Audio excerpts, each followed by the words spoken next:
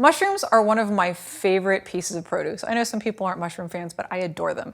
When it comes to cutting mushrooms like white button mushrooms or cremini, kind of in the classic mushroom shape, they're really easy to cut and take care of. So you want to give them a light wash. You don't want to like soak them in water because they can kind of absorb a little bit of water and develop a squishy texture. Like they don't absorb a lot of water, but it just makes them kind of unpleasant to eat sometimes. And like if you're cooking them in a frying pan, like all that moisture needs to cook off before they actually start to cook, right? And they just kind of steam. So applying as little water as possible to mushrooms is important. You can take a little brush and kind of brush off the bits. I actually knew one woman that would peel them like this.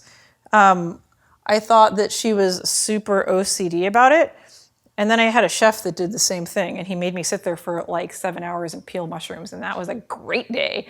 I don't peel my mushrooms. I don't think it's that big a deal. Some people also pop out the stem.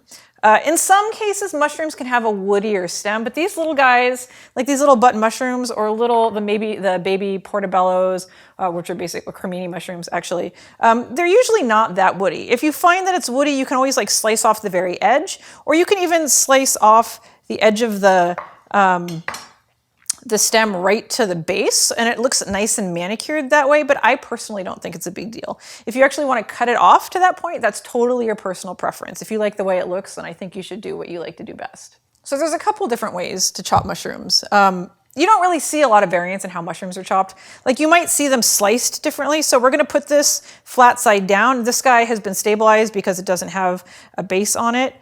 And we're going to use our 8-inch chef's knife. We've got our hand in the claw. We're holding our knife properly, gripped like this around the very neck of the knife with our thumb and our forefinger. And we're just going to slice along the mushroom. And the way I'm cutting is I'm using my hand to guide the knife. I literally have my hand in the claw and I'm holding the mushroom like this, and the knife is against my knuckles like this. And so what I'm doing is I'm chopping against my knuckles. The blade is nowhere near my fingers because I'm not lifting up that high. I'm literally just doing this. And I'm moving my hand back after every slice to guide the knife into the proper slice width.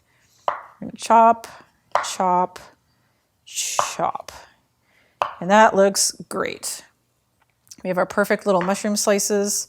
Again, we can turn it around. Remember, we don't want to slice where the knife can slip towards our hands. And if we're slicing this way and the downside of the food is like this towards our fingers, if the knife slips or if this falls, it's going to go into our fingers, and that's not great. So we're going to turn it around, still in the claw, and work from the other side. And we're going to slice, slice, slice. Whoop. Then I've got a little smushed. When you get towards like the very end of your mushroom, when there's really like not much girth left, like you can see how thin that was. Like mushrooms are really soft and they might smash a little bit. That's fine. Like if you move slowly, like it'll prevent that from happening, but it's just kind of what happens with mushrooms. It's not that big a deal. So we could actually chop these down into little bits, but I don't actually have a lot of mushroom recipes where mushrooms are outside of like some relatively large form like this. You know, they're out there, like a really fine French mushroom sauce.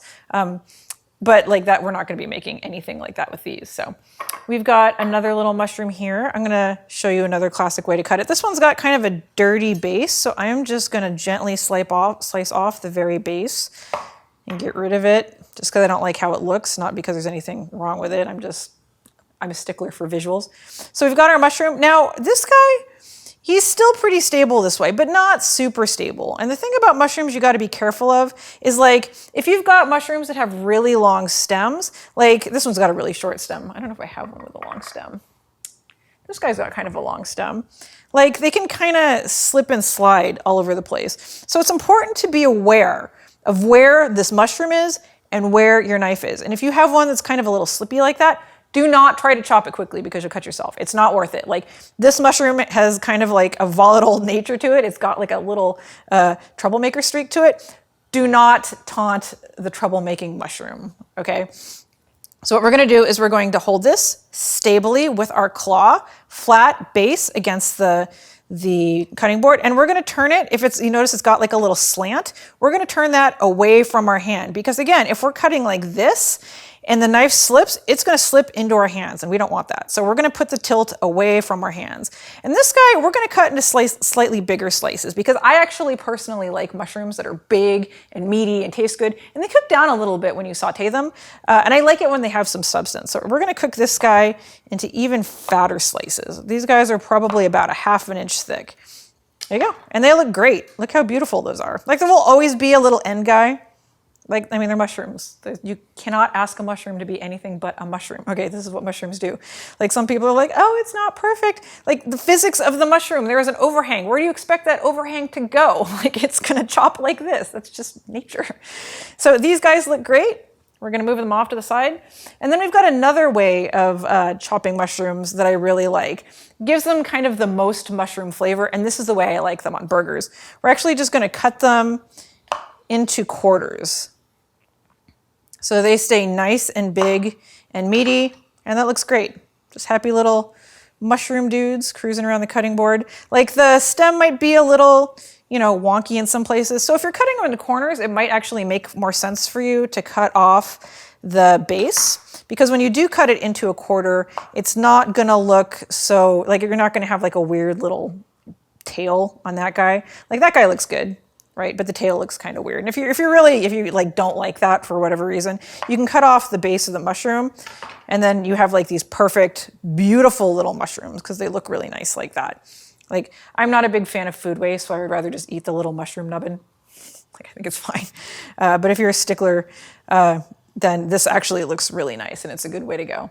Another thing you can do with your mushrooms, if you really, really, really hate the stems, some people hate the stems, you can actually just break it out in the middle like this. You can kind of twist it. The thing with mushrooms is sometimes the stem isn't really, it's fibrous, and it will break into little pieces, but you can pop it out like that, and then you can get rid of the stem, and then you have like just the mushroom cap. This works fine as well. This is actually how you get kind of that classic mushroom slice. I'll show you what it looks like. Oop, come on. There we go. You can see, like, it's got nothing in the middle. I think those look weird, and they never tear well. Like, they always have like a ragged little thing, right? Because you're tearing organic matter. Organic matter is not generally designed to tear in a clean line, right? So anytime you tear something, like, you're gonna give something up visually, right? Like, that doesn't look right. So this is why I never rip out the stem. I just think it's weird. If you really don't like the stem, I would just cut it off at the base, right flat with the head of the mushroom, so they look like this, and they'll still be beautiful.